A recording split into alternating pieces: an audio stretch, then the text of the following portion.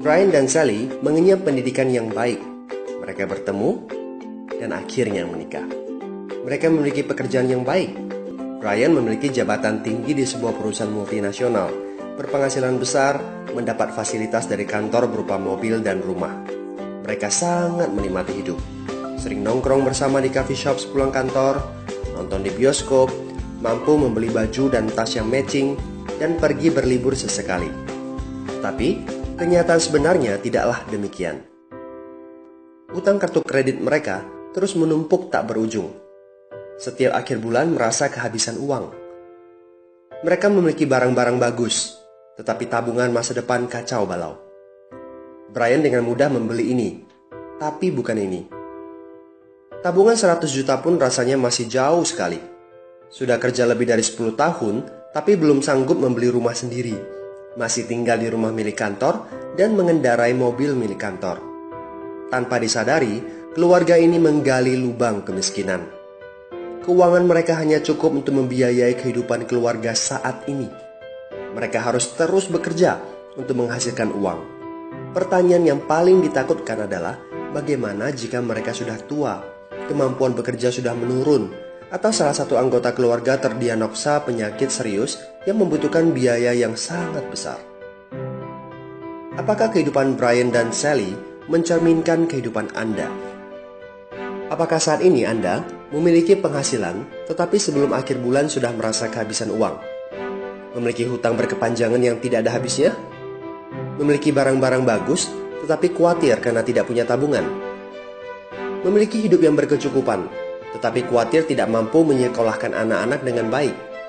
Memiliki rumah tinggal, tetapi berkemungkinan besar harus menjual rumah bagus ini karena tidak punya dana pensiun?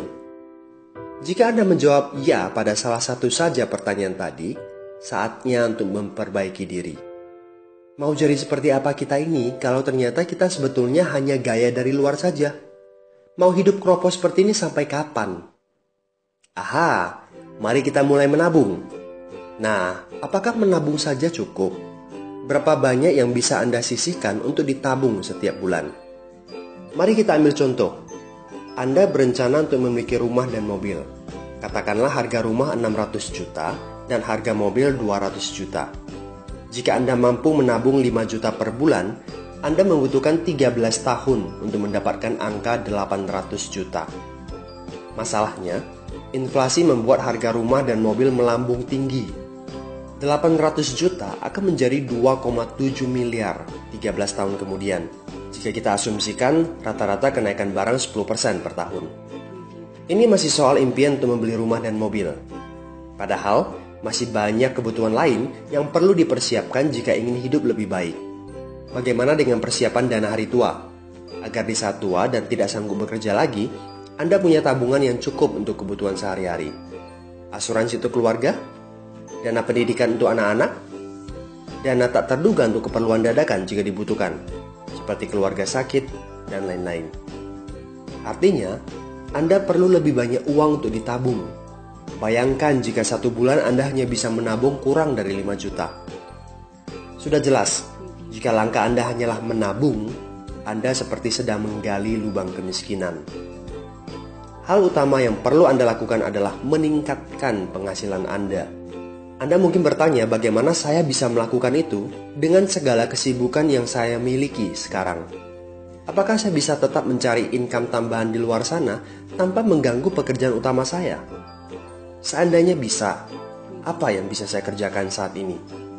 Nah, langkah pertama yang perlu Anda lakukan saat ini adalah menghubungi teman yang menunjukkan video ini kepada Anda. Dia punya akses untuk jawaban dari pertanyaan Anda. Informasi itu yang Anda butuhkan saat ini. Terbukalah, seperti parasut, pikiran hanya dapat bekerja saat terbuka. So, segera hubungi teman Anda dan dapatkan video informasi berikutnya.